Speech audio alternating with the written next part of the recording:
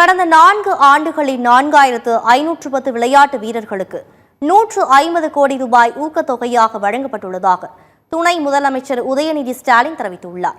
சென்னை கலைவாணர் அரங்கில் நடைபெற்ற நிகழ்ச்சியில் தேசிய மற்றும் சர்வதேச அளவில் விளையாட்டுப் போட்டிகளில் பதக்கங்கள் வென்ற வீரர் வீராங்கனைகளுக்கு துணை முதலமைச்சர் உதயநிதி ஸ்டாலின் ஊக்கத்தொகை வழங்கினார். 819 விளையாட்டு வீரர் வீராங்கனைகளுக்கு 21.40 கோடி ரூபாய் ஊக்கத்தொகையாக வழங்கப்பட்டது.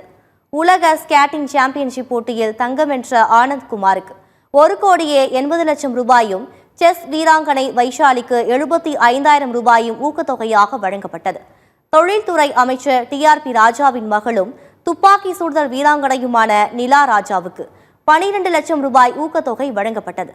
விழாவில் பேசிய உதயநிதி ஸ்டாலின், விளையாட்டுத் துறையில் இந்தியாவின் முதன்மை மாநிலமாக தமிழகம்தான் உள்ளது என்பதை அடித்து சொல்ல முடியும் என்று கூறினார்.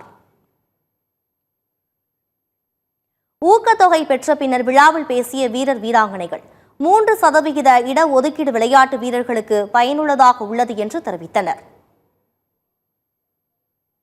இந்த மாதிரி நமக்கு நிறைய சப்போர்ட் கவர்மெண்ட் கிட்ட இருந்து கிடைச்சிட்டு இருக்கு. we have to make good use of it and நம்ம இந்த கேஷ் அவார்ட்ல நம்ம ட்ரைனிங்க்கு நல்லா பயன்படுத்திக்குவோம். and this is the best time to be a sports person in Tamil Nadu நினைக்கிறேன். and like Tamil Nadu is becoming a sporting capital of our country. I'm very blessed to be small part of it. ஆக்சுவலா எங்க ஸ்போர்ட்ல எப்படின்னா, நான் சின்ன வயசுல இருக்கும்போது Indian team represent பண்ணி international காம்படிஷன்ஸ்லாம் போகும்போது நாங்களே பே பண்ணி போற மாதிரி தான் இருந்துச்சு. ஸோ இது எங்க பேரண்ட்ஸுக்குமே ரொம்ப கஷ்டமான விஷயம் தான்.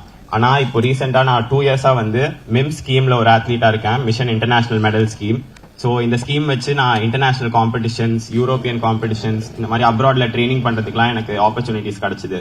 ஸோ ஐ வுட் சே இந்த மாதிரி ஆப்பர்ச்சுனிட்டிஸ் இந்த ஸ்கீம் இல்லாம கிடைக்கிறது ரொம்பவே கஷ்டம்னு சொல்லிக்கிறேன்.